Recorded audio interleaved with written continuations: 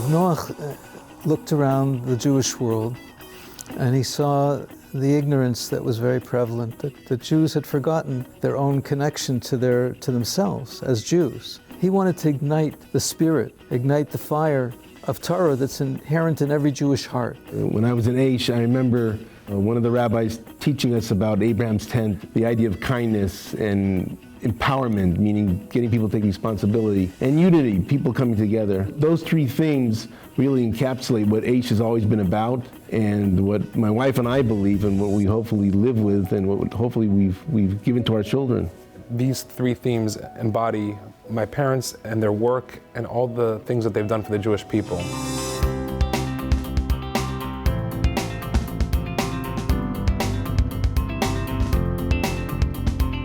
The story of how my father became a rabbi and how he got involved in Aish Torah and how he met Rabbi Weinberg is part of family legend, and it's been repeated many, many times, but still doesn't lose its significance. At the Western Wall, I was tapped on the shoulder and invited up to Aish Torah to meet Rabbi Weinberg. Decided to stay for 2 weeks, turned into a month, 6 months, 4 years, a wife, 6 kids, Aish Toronto. I've always felt that what's called Yad Hashem, the hand of God, is guiding and directing. Rabbi Weinberg sent my father and mother and 4 other couples to start Aish Torah in Toronto. We met them in Israel and kind of bonded there a little bit, and then came here and we were one family. The 5 of us, we were on a mission. Rabbi Noah Weinberg had defined that the Jewish people needed to know their heritage. Rabbi Shalom Schwartz, who was from Toronto, he's the one that started the branch. I knew Mitch for many years. I understood his abilities to reach people. He was a natural teacher. Most important to me was he had the heart and care and commitment to be someone that I wanted part of that team. We had this attitude like nothing's going to stand in our way. We're going to change this city. In terms of traction, in terms of Aish is really going to move, I don't think we ever had a doubt.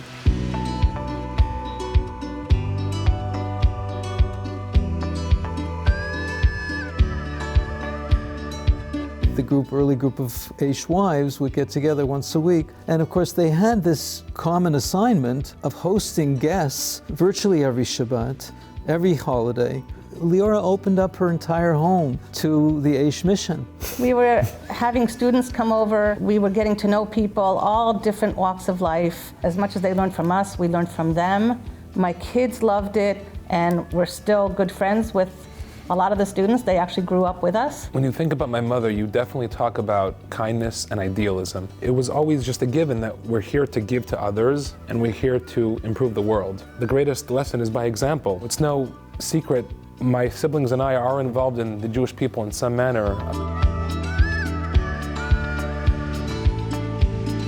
If you were to pinpoint what Mitch brought to the team and what he's contributed, he's the biggest heart on the team. He's somebody that could always go to the front lines. He would go to the campuses. When you're working with people in terms of sharing wisdom, and you see the light bulb goes on in their eyes, every moment like that is a highlight. He attracted students to him that appreciated his heartfelt wisdom, his heartfelt Torah, his heartfelt sharing. The more students my parents developed, the more relationships that were built, the more people that got married, and they've empowered so many families in Toronto and around the world. Everyone is worthy. Everyone deserves an education. You never know who you touch and who you inspire and who's gonna grow and take it from there.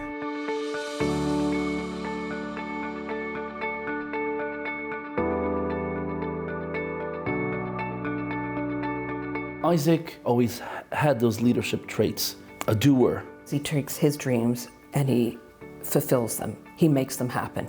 Isaac really tries to get the most out of people. I mean, you can see with what he's done with this trip. The Living Legacy experience offers an opportunity for everybody to experience a trip in Poland with a Holocaust survivor while they still can travel to Poland. I saw it for myself in 2014, and when I came back, I had the resolve to say, everybody needs to do this. These people saved other people's lives, and it had a huge impact. I came home from that trip really believing that it's incumbent upon everybody to do what they can to save other people's lives, and it was really from that trip that I decided that I would donate a kidney. We went to a mass grave for children, and it really hit home for me. Each child who was murdered in the Shoah was going to be remembered. And I was given the name of a boy named Marcel Inslip. My wife and I were going to have a baby, and we decided we wanted to honor him and give him the name Maor for Marcel, so that he would be a light unto the nation.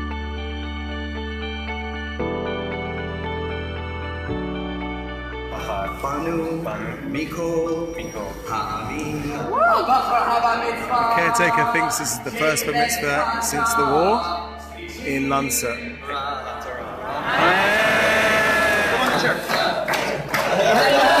It's truly unforgettable and a remarkable experience that will inspire you to give back to your community and to make you a better person in June. I think it led to a really, really beautiful experience where we all got to know each other and really bonded in a way that we don't have so many opportunities to do so. And on a trip like this, it doesn't matter what your background is or who you are. The beauty of this experience is that we really bring together all denominations. And that was the beauty of what Abraham did. He welcomed the tent from all sides. We very much felt like a family. We were very deeply connected. Different people experience different things, and each of them come back with their own takeaway. That was the mission of the trip, which is what we wanted. We wanted to inspire the Jewish people.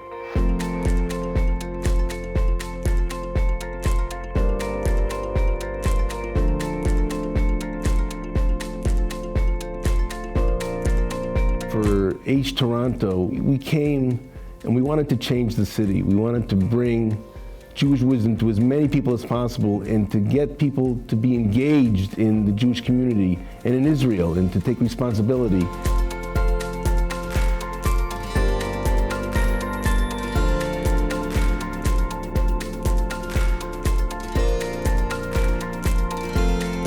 Abraham's tent created an environment where people connected to themselves, connected to others, and connected to God. And Abraham would take a moment to give a drink, a little nosh, and speak to people about the wonderful reality of meaning and pleasure you can have when you're aware that there's a creator. Reb Noach was always saying that the most harmful disease, the most contagious and the most destructive is ignorance. The greatest gift, the greatest kindness is wisdom.